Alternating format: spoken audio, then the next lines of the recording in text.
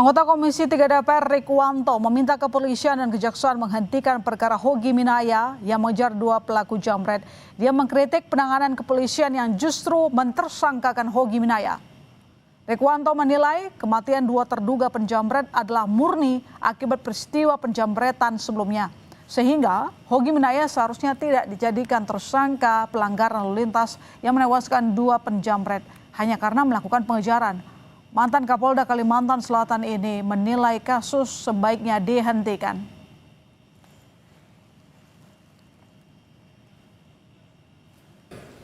Jadi peristiwa matinya dua penjambret itu ada konteksnya dengan kejadian penjambretan itu.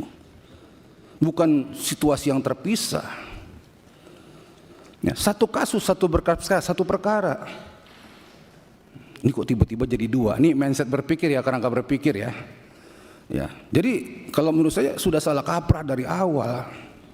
Pak Ketua, bagi saya tidak ada kasus lalu lintas itu. Ya, yang ada kasus penjambretan terungkap, terbukti, tersangka meninggal dunia, kasus tutup. Saya minta kasus ini dihentikan. Dua jambret tewas karena kecelakaan lalu lintas saat melarikan diri dari kejaran suami korban. Sang pengejar kemudian ditetapkan sebagai tersangka. Penetapan tersangka itu menimbulkan polemik. Profesionalitas kepolisian dan kejaksaan dikritik. Lantas bagaimana sebaiknya penyelesaian kasus tersebut? Kita akan bahas bersama Pujiono Suwandi, Ketua Komisi Kejaksaan dan juga Ketua Perhimpunan Bantuan Hukum dan HAM Indonesia, Julius Ibrani. Selamat malam Mas Puji, selamat malam Mas Julius. Selamat malam Ilona, selamat malam Mas Puji. Ya, terima kasih telah bergabung di Sapa Indonesia Malam. Saya langsung ke Mas Puji dulu kalau begitu Mas Puji. Ya. Jadi kira-kira apakah kejaksaan harus total menghentikan kasus ini atau mungkin masih butuh ada pertemuan lagi begitu?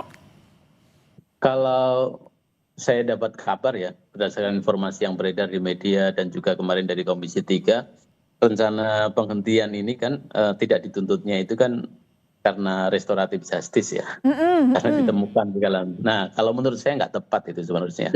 Harusnya nggak perlu kemudian restoratif justice. Artinya kalau ada restoratif justice itu menjadikan penjambret itu korban kan, padahal dia sejatinya kan pelaku.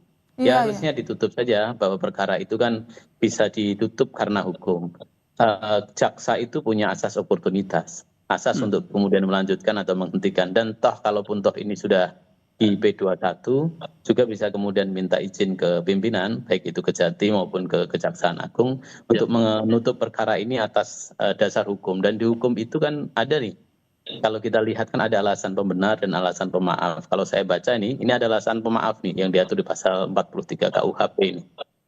Dalam pasal 43 itu ada namanya not where excess itu. Not where excess itu pembelaan terpaksa yang melampaui batas. Memang dia mengejar itu kan dalam rangka pembelaan karena dia bersama istrinya kan jadi korban kan, jadi korban, tapi memang kemudian menimbulkan akibat yang melampaui batas menyebabkan orang pelaku offender itu meninggal dunia, bahwa itu adalah ekses yang berlebihan. Tapi itu adalah alasan pemaaf yang bisa kemudian digunakan sehingga menjadikan seseorang itu kalau dimaksud di dalam pasal 43 KUHP itu tidak dipidana. Sehingga tidak perlu kemudian restoratif justice ini sudah saja ditutup perkara. Jadi memang tidak perlu ada restoratif justice karena pada awalnya tidak ada masalah pidana di kasus ini gitu ya Mas? Iya betul.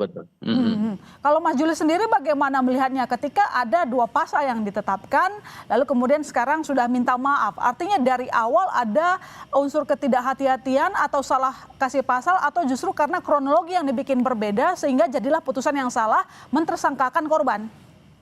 Ya, ini ada dua level Ilona. Pertama di level praktik gitu ya. Di level praktik itu seringkali penyelidik dari kepolisian lalu juga dari kejaksaan itu dia praktis melihat persoalan hukum itu hanya sebagai target objek pekerjaan yang harus diselesaikan dan harus segera disidangkan. Jadi kami tidak melihat ada penggalian fakta lebih dalam, ada perspektif sosial di tengah publik bahwa itu adalah masalah jambret, saksinya banyak dan segala macam. Sehingga ketika dia masuk ke dalam berkas, itu jadi seperti peristiwa teknis biasa. Ada penjambretan, jambretnya meninggal, SP3 selesai karena jambretnya meninggal. Lalu selanjutnya apa? Ada yang mengejar jambret, ketika dikejar jambretnya meninggal. Nah ini kecelakaan lalu lintas dan segala macam. Jadi kita nggak ngelihat satu peristiwa yang utuh. Nah pemeriksaan yang bersifat praktis seperti ini tentu tidak akan membawa keadilan yang substantif. Tentu tidak akan membawa pemahaman kepada publik kenapa tadi pengejar jambret itu justru dipidana dan segala macam. Makanya terjadi gejolak sosial. Itu yang pertama. Yang kedua adalah kami juga melihat bahwa baik kepolisian dan kejaksaan tidak menggunakan kewenangan semestinya. Nah, ini yang paling fatal karena ini kaitannya dengan etik dan profesionalisme gitu. Ketika ada satu peristiwa seperti ini, kepolisian penyidik-penyidik itu diberi kewenangan yang begitu besar loh untuk mencari tahu peristiwa ya, bukan pasalnya, tapi peristiwanya. Kemudian peristiwa itu dilakukan analisis, apakah yang menentukan pasal di polisi atau tidak, di penyelidik-penyidik atau tidak, ya tentu tidak. Yang menentukan nanti adalah si penuntut umum kalau itu maju ke dalam persidangan. Nah, kita nggak melihat bahwa yang digali peristiwanya, tapi pasalnya yang dicari. Itu pertama.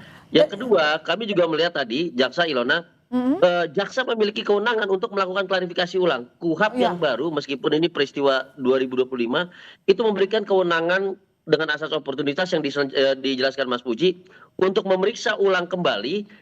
Kalau dinyatakan lengkap, bahkan diberikan kewenangan di pasal 62 itu untuk melakukan penghentian penuntutan. Jadi bukan restoratif justice. Dikatakan diselesaikan, tidak dituntut ke dalam persidangan dengan pertimbangan tertentu dan tentu dengan izin pimpinan baik di level Kejaksaan Tinggi ataupun Jaksa Agung. Begitu harusnya, Ilona. Artinya kejaksaan dalam kasus ini Anda lihat tidak tahu ada masalah penjamretan atau menerima begitu saja dengan dua pasal yang diberikan dari pihak kepolisian? Nah, itu yang tadi saya katakan. Kewenangan jaksa untuk melakukan pemeriksaan ulang, untuk mengklarifikasi ulang, sepertinya ini tidak terlihat dimanfaatkan, gitu. Sehingga perspektif tadi bahwa ini meninggal adalah jambret yang dikejar karena sebelumnya istrinya, ini istri loh, istri ini ada satu ikatan batin tertentu yang tentu menimbulkan amarah, bisa menimbulkan kepanikan dan segala macam. Istilah kata kalau kita bawa tumbler ke tempat kerja, Ilona, lupa bawa pulang ke rumah, kita aja sudah ketakutan luar biasa menghadapi pertanyaan istri, kemana tumbler itu, apalagi istri dijambret gitu ya. Nah, ini yang belum kelihatan dan belum diklarifikasi oleh kejaksaan. Kalau diklarifikasi harusnya peristiwa utuh itu didapatkan, lalu dinyatakan bahwa ini tidak sepatutnya diproses lebih lanjut, begitu. Ya, jadi Mas Puji seharusnya gimana? Apa yang harus dilakukan kejaksaan setelah menerima kasus ini sebelumnya dari polisi? Ya, harusnya kasus-kasus seperti ini kan sebenarnya juga tidak sekali ini ya, tapi beberapa kasus juga sudah masuk juga ke kita. Harusnya juga ketika kemudian dalam case yang di Hoki Sleman ini kejaksaan juga memeriksa dulu faktanya juga dilihat, bahwa tidak hanya dilihat dalam berkas ya, toh kan berita juga di mana-mana. Kalau kemudian pengen menggali saksi lebih dalam atau fakta lebih dalam itu juga bisa dilakukan dan tidak terhalang lah. Nah, itu sebenarnya juga bisa dilakukan lebih dalam. Makanya memang kebiasaan selama ini memang yang terjadi relasi antara penyidik dengan penuntut umum itu dengan data sekunder. Nah, ini kan yang harus diperbaiki. Data sekunder itu apa? Ya berkas saja. Bahwa ketika berkas disajikan kepada penuntut umum bahwa berkas itu adalah berkas kecelakaan, undang-undang lalu lintas, unsur-unsur alat buktinya sudah terpenuhi dan tersangkanya kemudian sudah ada, maka kemudian begitu lengkap dilimpahkanlah itu ke pengadilan. Nah, yang dilihatnya kan begitu. Selama ini yang dilihat kan data sekunder ini. Nah, perubahan paradigma ini yang kemudian harus berubah, bahwa KUHP baru itu menuntut perubahan bukan hanya kepada ketika koordinasi antara penyidik dan penuntut umum, bukan hanya kemudian data sekunder, tapi juga perlu menggali data-data empiris, data-data primer yang ada di lapangan, sehingga kemudian jaksa itu ketika mau melimpahkan atau tidak melimpahkan dengan asas oportunitas itu, dia memiliki bekal yang lebih utuh. Nah, kita lihat kalau di case-nya Hoki ini, bekal ketika dia melakukan P21 menurut saya hanya berbasis pada data sekunder yang ternyata tidak utuh peristiwanya, karena ada peristiwa sebelumnya yang kemudian terkait kan, gitu. Berarti Jaksa Sleman tidak tahu masalah penjamretan itu sebelumnya, Mas Puji? Ya karena kan berkasnya terpisah ya, kalau berdasarkan informasi yang kita terima kan berkasnya terpisah, tidak jadi berkas utuh, jadi berkas penjamretan di satu sisi dan berkas kemudian yang kecelakaan lalu lintas di sisi yang lain. Nah, dilihatnya terpisah ini sehingga kemudian menjadikan ya hanya dilihat bahwa alat bukti cukup terpenuhi, maka kemudian bisa dilimpahkan. Nah, ini kan yang harus kita rubah paradigma ini ke depan. Mas Julius, dari kasus ini akhirnya publik bertanya soal profesionalitas pihak kepolisian. Makanya kemarin kan di DPR juga akhirnya terjadilah permintaan maaf seperti itu. Bagaimana Anda melihat profesionalitas pihak kepolisian dalam kasus ini? Atau memang sebelumnya terlalu cepat ambil kesimpulan atau gimana menurut Anda?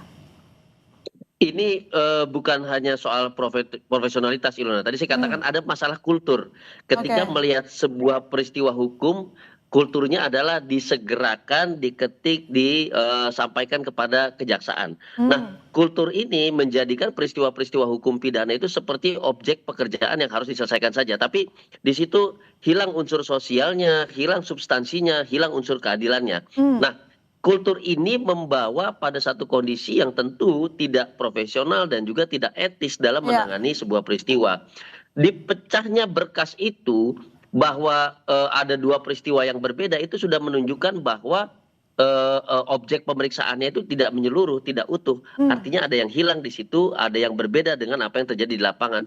Tentu ini jelas melanggar yang namanya etika dan profesionalisme dari si penyidik kepolisian itu sendiri. Yang pertama, yang kedua juga kami melihat bahwa eh, tidak ada unsur-unsur misalnya kenapa si suami ini mengejar jambret, kenapa dengan mobilnya melawan motor Ya, dia ya. kejar dipepet segala macam.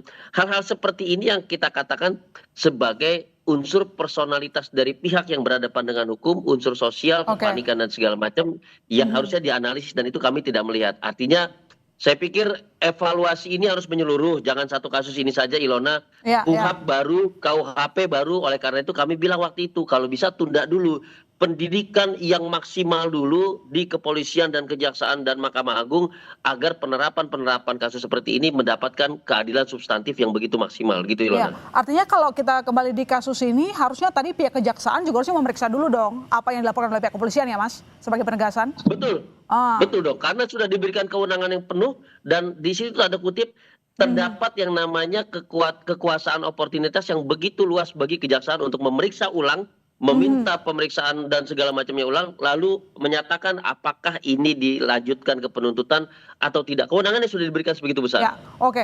Mas Puji, jadi apa yang dilanggar pihak kejaksaan di Sleman sampai-sampai mereka tidak melakukan pemeriksaan kembali apa yang dilaporkan oleh pihak kepolisian Sleman?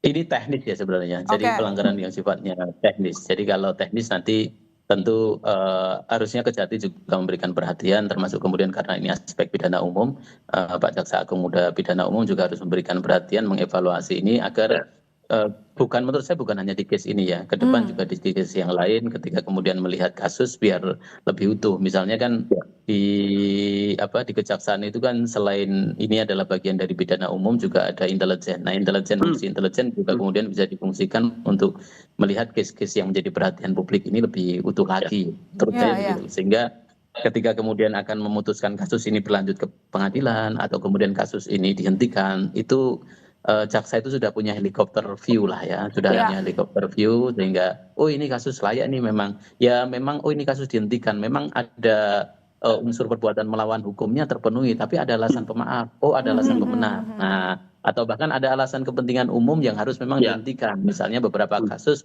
taruhlah misalnya guru versus murid ya di beberapa tempat, itu kan alasan kepentingan umum misalnya, kan bisa digunakan di sana. Nah, yang demikian ini yang kemudian harus dirangkai dan kemudian memang secara perilaku ya, secara perilaku teknis ini yang kemudian harus dilakukan pemahaman yang terus-menerus. Ya, jadi apa yang harus dipertimbangkan penegak hukum supaya polemik yang sama tidak terulang kembali? Nanti kita sambung Mas Julius, Mas Puji, kami silakan kembali saudara tetap di Sapa Indonesia Malam. Ya, Mas Puji, Komisi 3 kan sudah meminta kasus ini dihentikan saja. Lantas bagaimana proses penghentiannya? Apakah memang masih perlu petunjuk dari atasan atau butuh adanya pertemuan atau justru adanya rehabilitasi pemulihan nama baik? Ya, problemnya kan ini sudah P21 ya. Nah, kalau P21 itu tentu kan yang kalau penerapan di pasal 62 ini kan itu di gugurnya penuntutan itu kan ada banyak ya. Jadi ada 8 item, tapi kan itu tidak masuk. Nah, ini harus masuknya adalah nanti di penghentian perkara, bukan sekedar gugur penuntutan dihentikan, tetapi perkara ini kemudian dikesampingkan. Kalau dalam bahasa kepentingan publik ya ini ada namanya sponsoring atau deponering. Tapi kalau dalam kepentingan ini adalah perkara ini ditutup atas dasar kepentingan hukum ya, bukan kepentingan umum tapi kepentingan hukum. Kalau kepentingan umum kan memang tidak ada basis hukumnya. Sedangkan kalau kita lihat di KUHP baru kita itu ada basis hukumnya bahwa ada alasan pemaaf yang bisa kemudian menjadikan pidana yang dilakukan oleh Hoki itu tidak dipidana. Jadi tidak dipidana sehingga tidak perlu kemudian diproses ke pengadilan. Jadi tidak perlu kemudian RC, tidak perlu kemudian segala macam, udah dihentikan saja, ditutup bahwa atas nama hukum gitu. Ya, tapi pemulihan nama baik pasti perlu dilakukan atau tidak perlu ya? Ya, otomatis dengan begitu kan yang bersangkutan dipulihkan nama, karena kan proses pidananya kan tidak berlanjut. Ketika ditutup perkaranya maka status dia sebagai tersangka otomatis juga kemudian menjadi gugur. Oke, kalau Mas Julius dari pihak kepolisian seperti apa? Ini kan ternyata kan diakui bahwa mereka itu salah ya. Kita lihat kemarin itu Kapolri Sleman, Kombes Polisi Edi Setianto Erni Wibowo juga sudah minta maaf. Nah, sama seperti pertanyaan saya sebelumnya, apakah perlu ada seperti sanksi kepada pihak kejaksaan? Bagaimana dengan pihak kepolisian? Ya tentu ini kaitannya dengan profesionalitas. Ini kaitannya juga etika dalam pemeriksaan tindak pidana ya. Jadi ini harus dilakukan evaluasi. Kalau ini masalah perspektif berarti ini harus dievaluasi dari segi perspektif. Kalau kesalahan ini ternyata disengaja, tentu ini profesionalisme yang perlu diperiksa. Dan kalau kami lihat ya dari pemberkasan yang begitu sederhana, tidak menggambarkan hal-hal yang beredar di publik, bahkan masyarakat setempat juga tahu. Saya pikir ini harus diperiksa sampai di level pimpinan Kapolres tersebut. Jadi Pak Kapolda itu harus memanggil, mengevaluasi, memeriksa. Kenapa bisa ada perkara-perkara ini yang diperiksa secara terpisah dan tidak sesuai dengan fakta di lapangan untuk kemudian diberikan sanksi tegas. Karena yang dipertaruhkan ini Ilona bukan kasus. Jadi permintaan maaf itu nuansanya personal. Tapi yang dipertaruhkan adalah nama baik institusional, kepercayaan publik terhadap institusional kepolisian. Fatal akibatnya dan ini bisa menimbulkan yang namanya civil disobedience. Nanti orang-orang nggak percaya dengan penanganan kasus. Nanti orang-orang akhirnya nggak mau berkontribusi, berpartisipasi terhadap penanganan kasus-kasus kejahatan. Padahal dari tahun 2004-2005 kepolisian itu bahkan menerapkan yang namanya community policing. Bagaimana masyarakat bisa berkontribusi dan berpartisipasi untuk menjaga keamanan ketertiban termasuk apabila ada dugaan tindak pidana di sekitar dia. Begitu Ilona. Ada potensi sengaja membuat keputusan yang salah atau enggak sih Mas dalam kasus ini? Dalam berita yang beredar itu ada potensi, ada pengaruh dari lawyer si penjamret dan segala macam. Nah ini yang harus diungkapkan karena kalau nanti ada kepentingan di luar daripada hukum, ada kesalahan-kesalahan, kelalaian-kelalaian yang sifatnya untuk kepentingan personal itu lebih fatal lagi. Itu bisa mengarah pada dugaan tindak pidana terhadap rekayasa kasus, bukan hanya penanganan yang tidak etik dan tidak profesional, begitu Ilona. Untuk kasus salah penetapan tersangka kan nggak sekali dua kali ya Mas Julius, ini sudah berkali-kali, mulai dari akibat lemahnya pembuktian, ini menjadi salah satu reasonnya. Apa sih yang membuat kita itu seperti kembali melakukan kesalahan yang sama? Jadinya orang lain yang baik, orang lain tuh jadi korban gitu Mas Julius. Ini problem kultur ya Ilona. Kalau pertanyaannya sederhana tapi problem kultur. Satu, dalam perspektif penanganan tindak pidana oleh kepolisian, di mana tempat kepolisian adalah berada di tengah-tengah masyarakat karena dia institusi sipil, maka dia nggak boleh pakai perspektif tunggal. Dia harus ada perspektif sosialnya, perspektif keamanan masyarakatnya, ketertibannya, kepentingan umumnya dan segala macam. Nah ini yang tidak pernah kita lihat. Makanya tadi saya katakan ini hanya jatuh pada pemeriksaan teknis biasa. Yang penting unsur pasalnya terpenuhi, berkasnya lengkap menurut jaksa, dilimpahkan. Ini yang menjadi kultur yang buruk di kepolisian. Makanya kemarin kami katakan kepada Komisi Reformasi Kepolisian, kepada Komisi 3, bahwa ini perlu didukung. Lewat apa? Lewat standarisasi kapasitas dan kompetensi dari anggota Polri yang menangani tindak pidana. Berarti kewenangan penegakan hukum. Itu satu. Yang kedua, bahwa pendidikannya itu harus berjenjang dan rutin. Tidak boleh pendidikannya hanya 1 tahun. Baru pendidikan lagi nanti kalau mau naik pangkat 5 tahun kemudian. Oh nggak bisa. Dinamika hukum, dinamika sosial itu selalu saling mempengaruhi. Sekarang ditambah dinamika ekonomi. Jadi penanganan oleh kepolisian itu tidak bisa dengan perspektif tunggal saja. Akibatnya apa? Salah kaprah, salah tersangka. Kan begitu. Ya, Mas Puji, lantas apa yang mungkin bisa lakukan di pihak kejaksaan begitu supaya kasus-kasus penetapan tersangka yang salah ini jangan lagi terjadi lah begitu? Ya, menurut saya ini dua hal ya. Pertama begini, jadi yang harus diperhatikan politik hukum KUHP dan KUHP baru kita itu kan berbeda dengan yang lama. Jadi perbedaan ini kan kalau kita ngomong politik hukum itu kan selain pembentukan dan pembaruan ada juga di situ penerapan. Nah, penerapan itu butuh bukan sekedar pemahaman tetapi juga perilaku profesionalisme. Nah, kalau kita lihat dari sini ini kan yang kemudian berubah. Orang bicara kemudian kan masih pada soal kewenangan center ya. Jadi apa yang kemudian dimiliki oleh aparat penegak hukum padahal dunianya sudah berbeda, zamannya sudah berbeda. Di balik kewenangan yang dimiliki, yang bertambah mungkin ada yang juga berkurang, harus juga dibaca hak-hak dari orang yang berhadapan dengan hukum. Misalnya ketika kemudian kita lihat gugurnya penuntutan itu seperti apa. Terus kemudian dilihat ketika ada alasan pembenar dan pemaaf kemudian dilakukan, itu harus dibaca dulu. Sebelum kemudian seseorang itu misalnya berkas itu dilimpahkan, jadi dibaca kemudian hak-hak dari para tersangka yang diajukan ke kejaksaan. Sehingga kejaksaan tidak kemudian hanya bicara soal target berkas itu segera melimpah ke pengadilan, tetapi juga faktor-faktor kewenangan versus haknya tersangka itu muncul. Due process of law-nya sekarang harus jalan, itu yang pertama. Kedua adalah soal masyarakat kita itu kan tipologinya kan tolong menolong ya, tolong menolong. Coba bayangkan kalau kita ini tidak kemudian hukum ini tidak hadir di masyarakat, kan namanya hukum itu untuk masyarakat, bukan kemudian masyarakat untuk hukum. Nah, kalau kemudian hukum itu seolah tidak hadir di masyarakat, coba bayangkan ketika ini tidak dihentikan atau dihentikan karena alasan RC, maka orang tidak mau lagi nih membantu ketika orang kemudian kecopetan, orang ketika kemudian kemalingan atau penjambretan, males karena dia akan berhadapan dengan hukum, harus kemudian misalnya RC dia harus membayar ganti rugi segala macam kan repot. Nah, hadirnya kemudian hukum di sini harus kemudian diimplementasikan oleh APH, baik itu kepolisian juga termasuk kejaksaan di sini. Dan yang ketiga tentu ini menjadi pelajaran yang berharga ya, khususnya bagi pimpinan di level Kajari untuk melihat secara helikopter, terlebih kemudian juga Kajati dan ke atasnya untuk melakukan evaluasi lah yang baik agar kemudian implementasi dalam case-case seperti ini tidak kemudian terjadi dan berulang. Oke, Mas Julius, pertanyaan terakhir. Kira-kira apakah Anda memang melihat ada pola simpulan yang sama dengan putusan-putusan yang mungkin salah selama ini? Salah satu contoh 2024 kita punya kasus Peggy Setiawan ya, itu 2024. Nah, di tahun ini ada Hogi Minaya. Artinya apakah Anda memang melihat ada kesamaan dalam kasus ini ketika pihak kepolisian atau mungkin kejaksaan menetapkan seseorang menjadi tersangka lalu kemudian itu ternyata salah? Ya tentu, karena kalau ini sudah bicara kultur, maka siapapun yang ada di situ akan mengikuti kulturnya. Saya tambahin lagi kasus ZA, pelajar berumur 17 tahun yang membunuh begal. Ketika itu dia terpaksa membunuh begal yang mencuri handphonenya dan ingin memperkosa pacarnya. Itu tahun sebelum-sebelumnya. Lalu kasus Amak Sinta di Lombok 2022 ditetapkan tersangka hingga kemudian ramai ya. Ini juga sama, menewaskan 2 begal pada saat dia melakukan perawanan. Ini polanya sama. Kenapa? Satu, kultur itu penting. Bahwa kultur itu harus diubah.